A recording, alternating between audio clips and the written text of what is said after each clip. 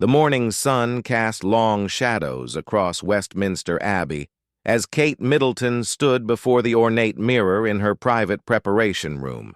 Her hands trembled slightly as she adjusted the delicate pearl necklace that had belonged to Princess Diana. Today was unlike any other day in her royal duties. The weight of what lay ahead pressed heavily on her shoulders. Lady Susan, her trusted aide, watched with concern as Kate's usual composure seemed to waver. The Princess of Wales had always been known for her grace under pressure, but something about this particular ceremony had shaken her to the core. The morning newspapers lay folded on the mahogany table, their headlines speaking of hope, healing, and remembrance. "Your Royal Highness, the car will be ready in 20 minutes," Lady Susan announced softly, her voice carrying the reverence that protocol demanded yet tinged with genuine care. Kate nodded, her reflection showing eyes that held both determination and deep emotion. She had spent the previous evening reading through dozens of letters from families across the Commonwealth. Each letter told a story of loss, of courage, of children who had faced unimaginable challenges. Today's ceremony was meant to honor them all. The palace corridors buzzed with quiet activity as staff members made final preparations. Security personnel moved with practiced efficiency, while florists added last-minute touches to arrangements that would soon grace the Abbey. Everyone understood the significance of this day, though few knew the personal struggle Kate was experiencing. Prince William had left earlier for his own preparations, but not before offering his wife a reassuring embrace. He knew better than anyone how deeply Kate felt the responsibility of representing not just the crown, but the hopes and dreams of countless families who looked to the royal family for comfort and inspiration. As Kate made her way through the palace halls, she passed portraits of queens and princesses who had come before her. Each face seemed to offer silent encouragement, reminding her that she was part of a legacy that stretched back centuries. Yet today felt different. Today, she would be called upon to show not just royal dignity, but raw human emotion. The ride to Westminster Abbey passed in contemplative silence. Through the tinted windows of the royal car, Kate watched London's streets filled with people holding flowers and small flags. Children pressed their faces against barriers, their eyes wide with excitement and hope. These were the faces that had kept her awake the night before, the faces that represented why today mattered so much. Upon arriving at the Abbey, Kate was greeted by Archbishop Davidson, whose kind eyes reflected understanding of the weight she carried. The ancient stones of Westminster seemed to hold centuries of prayers and tears, creating an atmosphere that was both solemn and deeply moving. Inside the Abbey, representatives from children's charities across the Commonwealth had gathered. Each person present had a story to tell, a life that had been touched by the cause Kate was about to champion. The princess moved through the crowd with grace, stopping to speak with families, listening to their stories, and offering words of comfort that came straight from her heart. Young Emma, a 7-year-old girl from Manchester who had battled a rare illness, clutched a handmade card she had created for the princess. Her parents watched nervously as their daughter approached the royal figure they had only seen on television. But Kate knelt down to Emma's level, accepting the card with genuine warmth and spending precious minutes talking about the little girl's favorite colors and her pet rabbit. As the ceremony began, the Abbey filled with the sound of a children's choir singing a hymn of hope. Their voices, pure and innocent, seemed to lift the very stones of the ancient building. Kate took her place at the front, knowing that in moments she would be called upon to deliver remarks that needed to capture the pain, hope, and resilience of every family represented in that sacred space.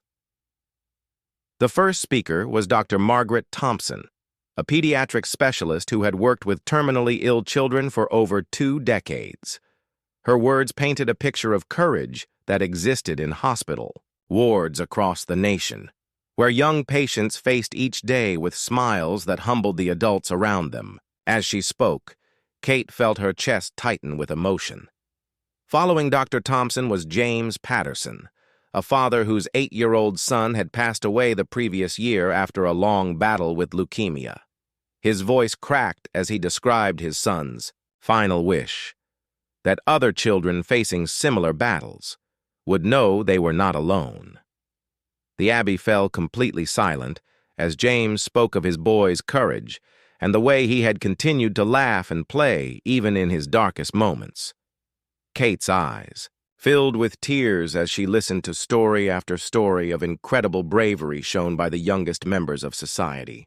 Each testimony added another layer to her understanding of why she was there, why her role as Princess of Wales meant so much more than ceremonial duties and royal protocols. When the Archbishop announced that the Princess of Wales would now address the gathering, Kate felt her heart racing. She had delivered countless speeches during her years as a royal, but none had felt as important as this moment. Standing at the podium, she looked out at the sea of faces before her, each representing a life touched by struggle and hope. The papers in front of her contained the carefully crafted words her staff had prepared, but as Kate looked into the eyes of the children present, she knew that this moment called for something deeper. The formal speech seemed inadequate for the raw emotion filling the Abbey. She needed to speak from her heart, to honor not just the protocols of her position, but the human connection that had brought everyone together. As she began to speak, her voice carried clearly through the ancient space, but those closest to her could see the slight tremor in her hands and the tears that threatened to spill from her eyes. This was the moment that would define not just the ceremony, but Kate's understanding of what it truly meant to serve others in their darkest hours. Kate's voice began steady and clear, but within moments, the carefully prepared words gave way to something far more powerful. She set aside her prepared speech and spoke directly from her heart, her eyes moving across the faces of children who had shown courage beyond their years. "When I became a mother," Kate began, her voice soft but carrying clearly through the Abbey, "I thought I understood love. I thought I knew what it meant to worry about a child, to want to protect them from every hurt in this world." A hush fell over the congregation as they sensed this was not the formal address they had expected. Even the media representatives present seemed to hold their breath, recognizing they were witnessing something unprecedented. "But standing here today, listening to your stories, I realize I knew nothing about true courage." Kate's voice wavered slightly as she looked toward Emma, the young girl who had given her the handmade card. "You have taught me what bravery really looks like. It looks like getting up each morning when your body hurts. It looks like smiling when you're scared. It looks like holding your parents' hands and telling them everything will be okay." In the front row, James Patterson felt his own composure breaking as Kate's words seemed to speak directly to his grief. His wife reached for his hand, both of them finding comfort in the princess's acknowledgement of their son's courage. "To the parents here today," Kate continued, her gaze moving to include the many mothers and fathers present, "you have shown a strength that humbles me. You have loved fiercely in the face of uncertainty. You have been pillars of hope when everything seemed hopeless. Your children's courage exists because of your unwavering love." Dr. Thompson, seated with her colleagues from Great Ormond Street Hospital, felt tears streaming down her cheeks. In all her years of medical practice, she had rarely heard someone capture so perfectly the dynamic she witnessed daily in pediatric wards. Kate paused, taking a moment to collect herself before continuing. The Abbey remained perfectly silent, with even the youngest children seeming to understand the gravity of the moment. "I stand before you today, not just as a representative of the crown, but as a mother who cannot imagine the journey you have walked. I want you to know that your children's stories have changed me.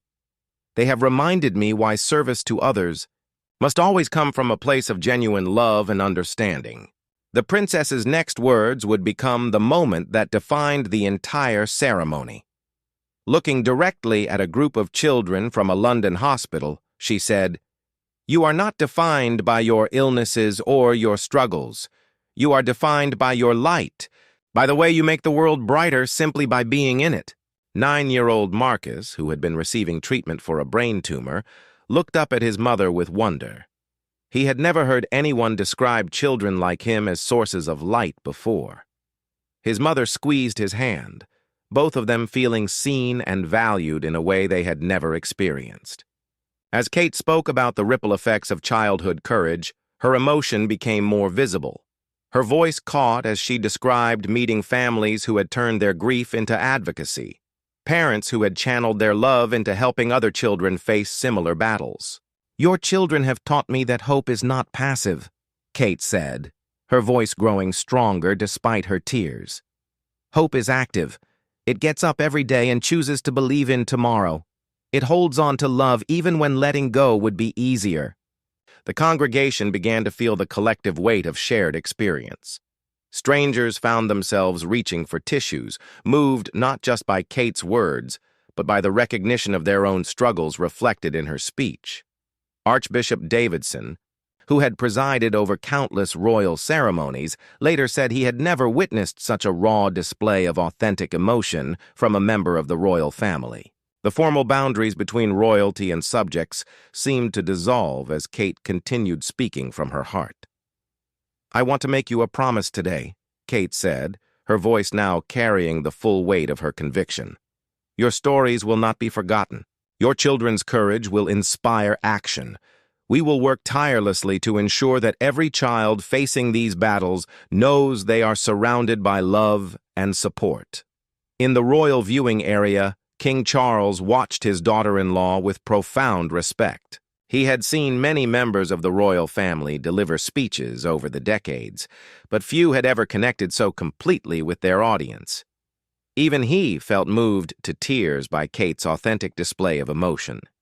Prince William, who had joined the ceremony partway through, stood in the back of the abbey watching his wife with immense pride. He knew how much preparation she had put into this day, but he also knew that what was happening now was entirely unrehearsed. This was Kate, speaking as a mother, as a human being touched by the stories of incredible children. To the children. "Here today," Kate said, now looking directly at the group of young faces in the front rows, "you are my heroes. You have shown me what real strength looks like. You have reminded me that even in our darkest moments, we can choose to be lights for others." The emotional climax was building as Kate prepared to share the personal revelation that had prompted her to set aside her prepared remarks. The audience could sense that something significant was about to be revealed, something that would explain the depth of emotion they were witnessing. Young Emma, still clutching her mother's hand, whispered loud enough for those nearby to hear, "She's crying happy tears, isn't she, Mummy?" Her innocent observation seemed to capture the complex emotions filling the abbey. Grief and hope intertwined, sorrow and joy existing side by side. As Kate prepared to share what would become the most quoted portion of her address, she took a deep breath and looked once more across the faces of the children who had inspired her words. The moment that would move even the monarch to tears was about to unfold. 3 weeks ago, Kate began, her voice barely above a whisper but somehow carrying to every corner of the abbey. "My own daughter Charlotte came home from school with questions that broke my heart." The personal revelation sent a ripple of surprise through the congregation. Royal family members rarely shared intimate details about their children's experiences, making this moment all the more significant. She had learned about a classmate whose little brother was very sick, Kate continued, her hands gripping the podium as she fought to maintain her composure. "Charlotte asked me why some children have to be so brave when they're so young, why some families have to say goodbye when they don't want to." In the audience, parents who had faced these exact conversations with their own children felt their hearts breaking anew. The universality of trying to explain life's cruelest realities to innocent minds created an immediate connection between the princess and every parent present. "I found myself without answers," Kate admitted, her vulnerability stunning in its honesty. How do you explain to a 7-year-old that sometimes life asks more of us than seems fair? How do you help them understand that even in sadness, there can be purpose? King Charles, watching from his designated area, felt his own eyes filling with tears. He had raised his own children in the public eye, understanding the delicate balance between protecting them and preparing them for the realities of their roles. Hearing Kate speak so openly about Charlotte's questions touched him deeply. That night, after Charlotte was asleep, I found myself thinking about all the families I had met through my charity work. I thought about the mothers who had held my hand and shared their stories.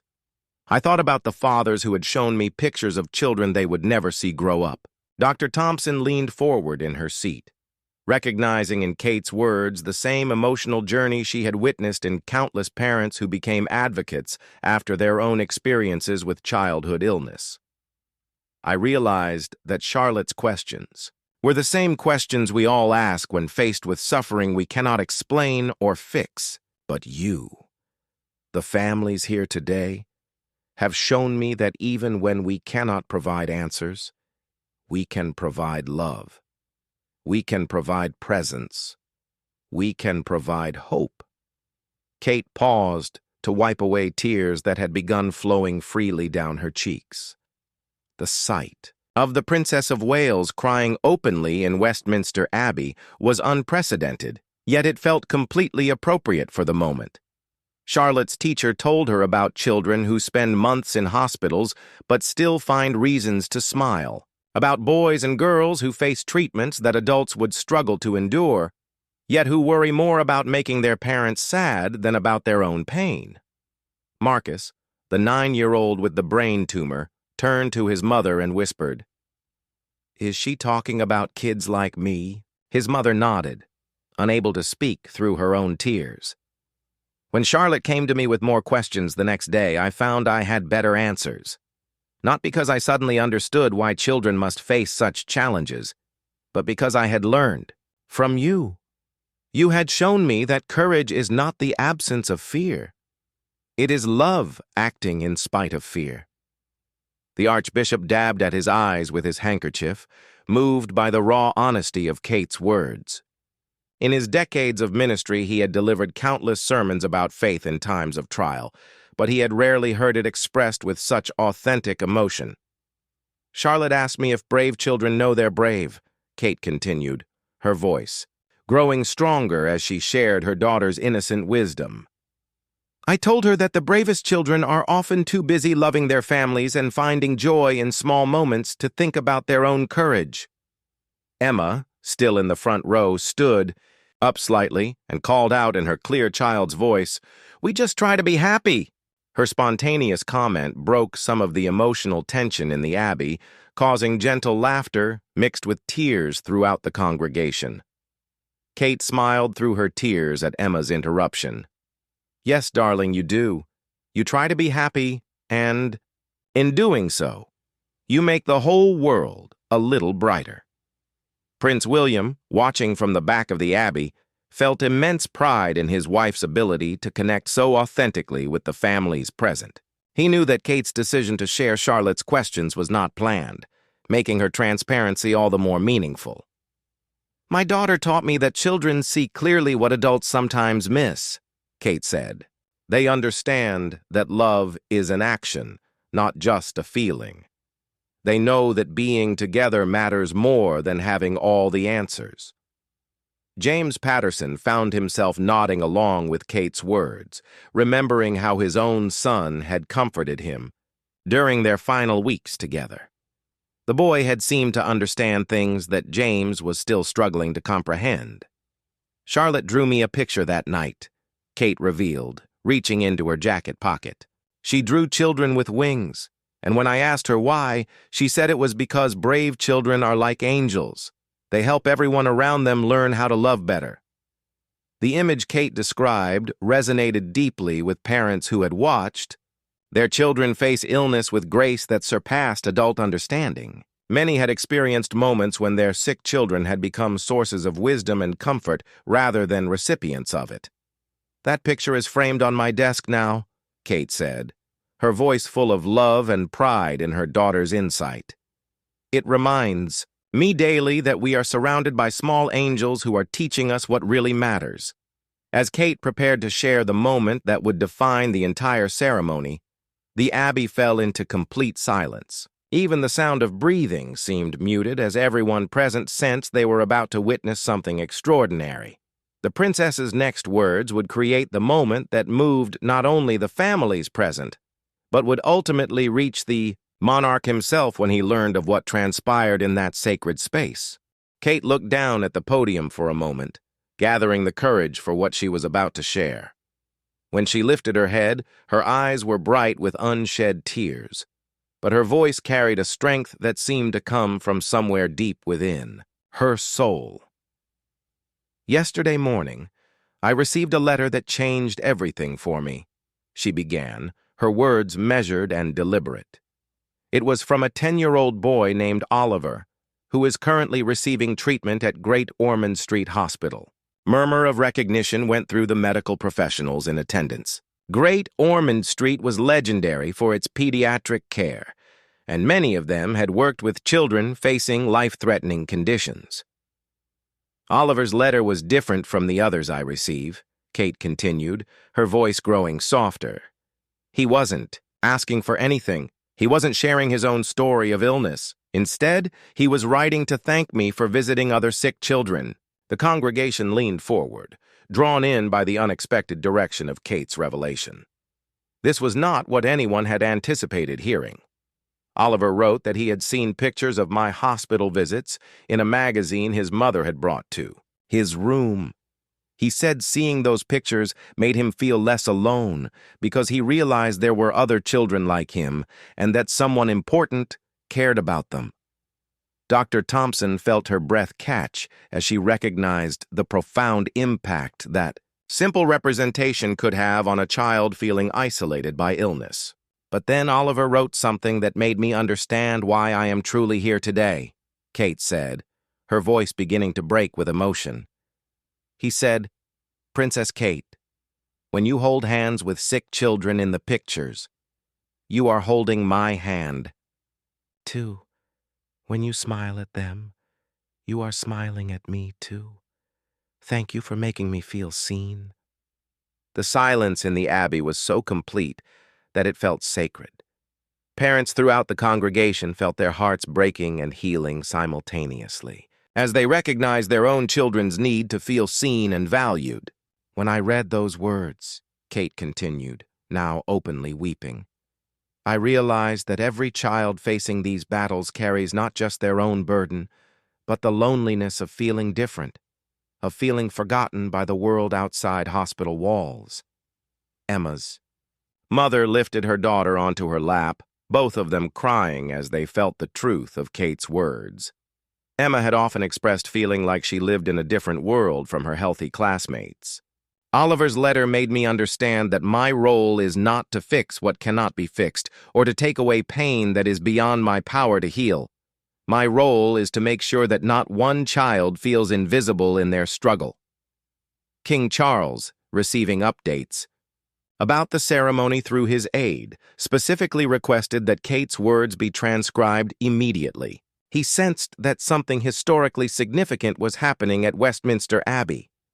"So today, I want to make a promise to Oliver, and to every child like him," Kate said, her voice growing stronger despite her tears. "I promise that your courage will be celebrated, your struggles will be acknowledged, and your joy will be shared with the world." Prince William moved closer to the front of the Abbey, understanding that his wife was making commitments that would reshape her royal duties. He had never been more proud of her willingness to let her heart guide her public service. "I promise that when I visit hospitals, I will not just be performing royal duties. I will be carrying the hopes and dreams of every child who cannot be there. I will be their voice when they feel they have no voice." Marcus tugged on his mother's sleeve and whispered loudly enough for others to hear. "She really means it, doesn't she?" His mother nodded, too moved to speak, recognizing the sincerity in Kate's commitment. "I promise that when I attend charity events, I will not just be raising funds. I will be raising awareness that behind every statistic is a child with dreams, with fears, with an incredible capacity for love that puts adults to shame. The representatives from various children's charities exchanged glances, understanding that they were witnessing a turning point in royal patronage. This was not ceremonial support being offered, but genuine partnership born from deep emotional connection. "And I promise," Kate said, her voice now ringing with conviction throughout the ancient abbey, "that I will never again stand before you as someone offering sympathy from a distance. I stand before you as someone who has been changed by your children's courage, as someone who has learned what love really means by watching how you love your children." Archbishop Davidson stepped forward slightly, sensing that Kate was approaching, a moment of such emotional intensity that she might need support. He had never seen a royal family member so completely vulnerable in public. Oliver ended his letter with a postscript, Kate revealed, reaching into her pocket to pull out a folded piece of paper. He wrote, "P.S. Princess Kate, sometimes I pretend you are my friend who lives in a castle. Is that okay?" The innocence of the child's question brought fresh tears to eyes that had already shed many that day. The simple desire for friendship, for connection, encapsulated everything Kate had been trying to express. "Oliver," Kate said, looking directly into the television cameras that were broadcasting the ceremony, "not only is it okay, but it would be my honor to be your friend. And to every child watching who has ever felt alone in their struggles, you have a friend in me.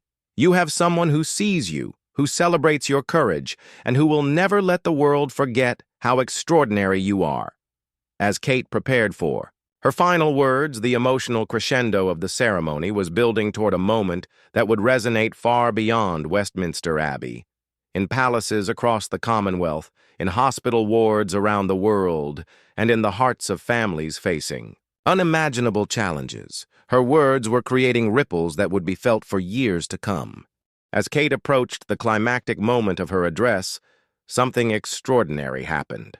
Without any prompting or protocol guidance, she slowly lowered herself to her knees at the podium. The gesture was so unexpected, so unprecedented for a member of the royal family during a public ceremony that gasps echoed throughout Westminster Abbey. "I bow my head today," Kate said, her voice carrying clearly despite her kneeling position. "Not as a princess to her subjects, but as a student to her teachers. You have taught me lessons I could never have learned from books or advisors." The sight of the Princess of Wales kneeling in Westminster Abbey sent shockwaves through everyone present. Royal protocol had never included such a gesture of humility during a formal ceremony, yet somehow it felt perfectly appropriate for this moment. King Charles, receiving immediate reports from his aide about Kate's unprecedented action, requested that he be connected to watch the live broadcast immediately. His aide had never heard such urgency in the monarch's voice regarding a royal engagement. "I bow my head in recognition that your children possess a wisdom that comes only from facing life's greatest challenges with grace," Kate continued, her head bowed as she spoke. "They have shown me what true nobility looks like, and it has nothing to do with titles or crowns." Emma, still sitting in the front row, whispered to her mother, "Why is the princess on her knees like in church?" Her mother, too emotional to explain the unprecedented nature of what they were witnessing, simply held her daughter closer. Dr. Thompson later described this moment as the most powerful display of empathy she had ever witnessed from any public figure. The image of Kate kneeling would become one of the most shared photographs in royal history. "Your children have taught me that courage is not loud or boastful," Kate said, her voice filled with reverence. "It is quiet and steady. It shows up every day in hospital beds and treatment rooms. It holds parents' hands and tells them not to worry. It finds reasons to smile when there seem to be none."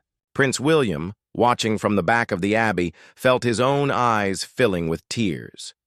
He knew this moment would define not just the ceremony, but Kate's entire approach to her royal duties going forward. This was not performance. This was transformation. I bow my head in humility before parents who have loved with a fierce devotion that puts my own understanding of love to shame. Kate continued, "You have shown me that love is not just an emotion. It is a daily choice to hope, to fight, to believe in tomorrow, even when today is filled with uncertainty." James Patterson, the father who had spoken earlier about losing his son, found himself standing up without conscious thought. The gesture seemed to honor both his son's memory and Kate's recognition of parental love. Others began standing as well, creating a wave of silent tribute throughout the Abbey. I bow my head before children who have faced their fears with more grace than most adults face their everyday challenges, Kate said, her voice growing stronger even as she remained kneeling. "You have shown me that bravery is not the absence of fear, but the decision to love and hope despite fear." Marcus, the 9-year-old with the brain tumor, tugged on his mother's hand again. "Mummy, she's like Jesus washing the disciples' feet, isn't she?" His innocent observation captured the spiritual significance of Kate's gesture in a way that many adults were struggling to articulate. The Archbishop, deeply moved by both Kate's words and her unprecedented display of humility, began to understand that he was witnessing something that would be talked about for generations. This was not just a royal engagement. This was a moment of genuine spiritual significance. "As I kneel here before you," Kate said, her voice now carrying the full weight of her commitment, "I want you to know that I am not the same person who walked into this abbey this morning. Your children have changed me.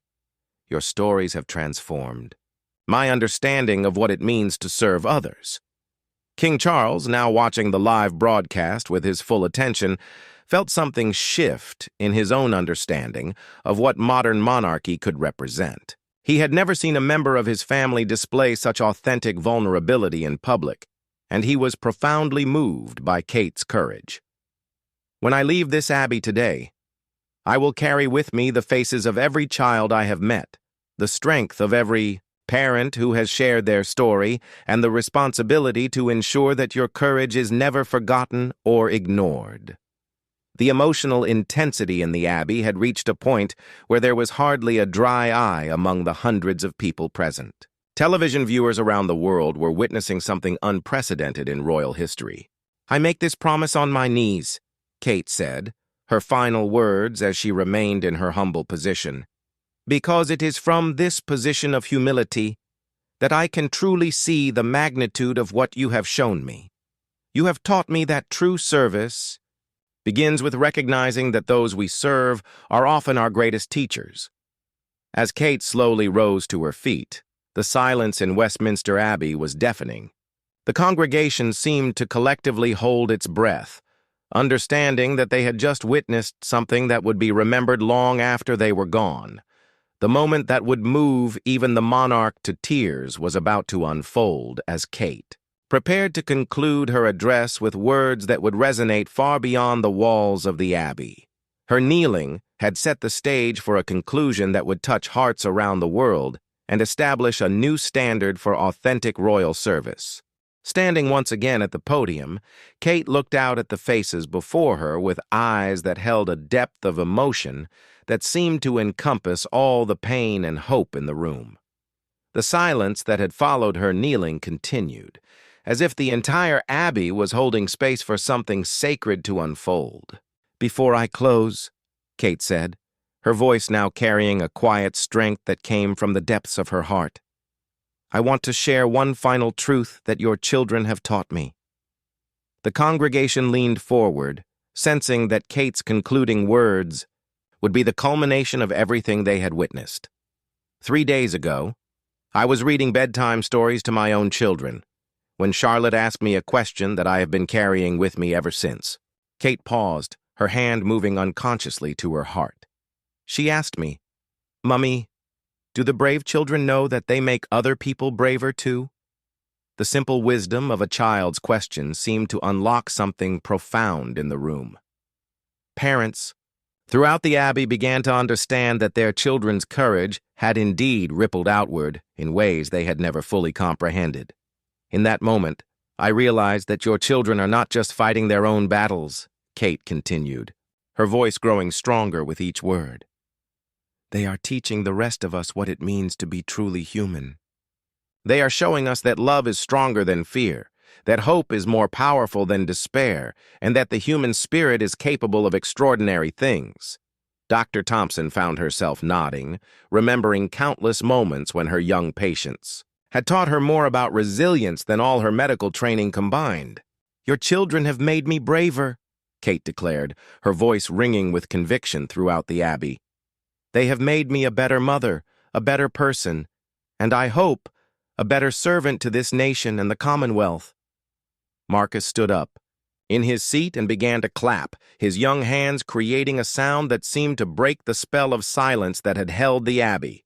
Within moments, others joined him, creating a wave of applause that grew into a standing ovation.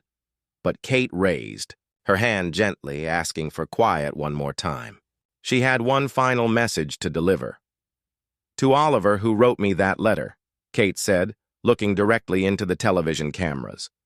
"And to every child who has ever wondered if anyone sees their struggle, if anyone recognizes their courage, I want you to know that you are seen, you are celebrated, you are loved beyond measure." King Charles, watching from Buckingham Palace, felt tears streaming down his face as he witnessed his daughter-in-law speak with such authentic passion.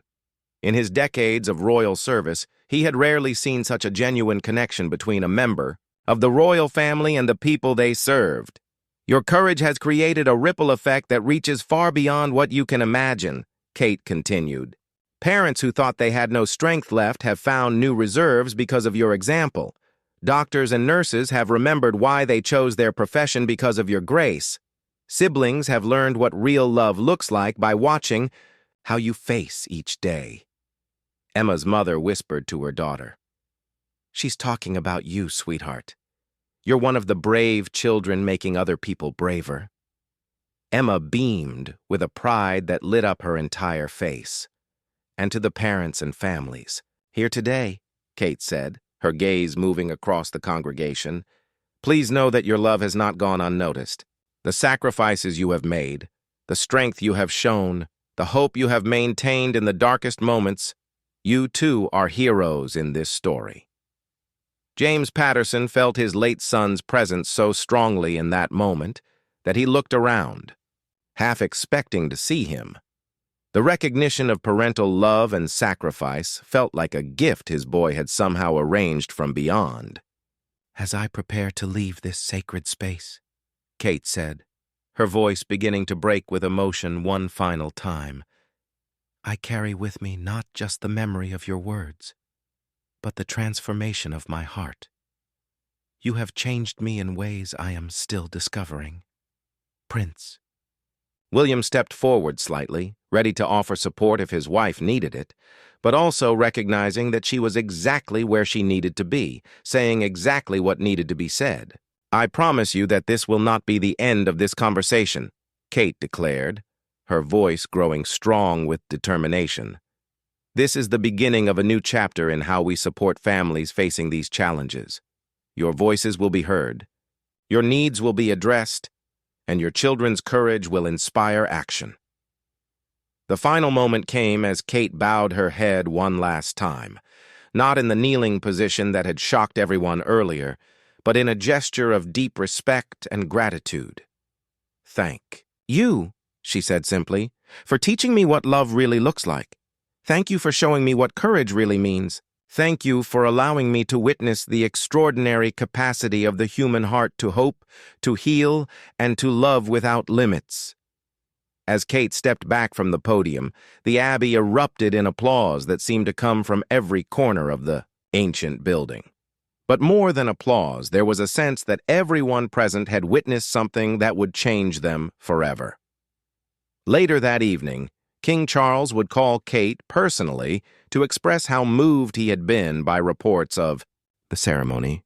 "You have reminded us all," he would tell her, "what it truly means to serve with both dignity and humanity. The images and words from that day would spread across the globe within hours. The photograph of Kate kneeling at Westminster Abbey became one of the most shared images in social media history. But more importantly, her words sparked a movement that would transform how society viewed and supported families facing childhood illness. Oliver, the 10-year-old who had written the letter that inspired Kate's speech, watched the ceremony from his hospital bed at Great Ormond Street. When Kate spoke directly to him through the cameras, promising to be his friend, he turned to his mother with tears of joy and said, "She really does see me, doesn't she, Mom?" In the weeks that followed, hospitals across the Commonwealth reported an unprecedented increase in volunteers wanting to spend time with young patients. Kate's words about making children feel seen had resonated with thousands of people who realized they could make a difference simply by offering their presence and attention. The ceremony also marked a turning point in Kate's royal duties. Gone were the days of purely ceremonial appearances. Every hospital visit, every charity event, every public engagement became an opportunity to continue the conversation she had started at Westminster Abbey. She began spending extended time with families, listening to their stories, and ensuring that their experiences informed policy discussions at the highest levels of government. Dr. Thompson established a new program at Great Ormond Street called Seen and Celebrated, directly inspired by Kate's speech. The program paired young patients with pen pals from around the world, ensuring that no child would ever feel invisible in their struggle. Emma, the 7-year-old who had given Kate the handmade card, became one of the first ambassadors for the program. Her joyful spirit and determination to help other kids feel happy made her a natural leader among her peers. Marcus, the 9-year-old who had compared Kate's kneeling to Jesus washing the disciples' feet, recovered from his treatment and went on to speak at schools about courage and kindness.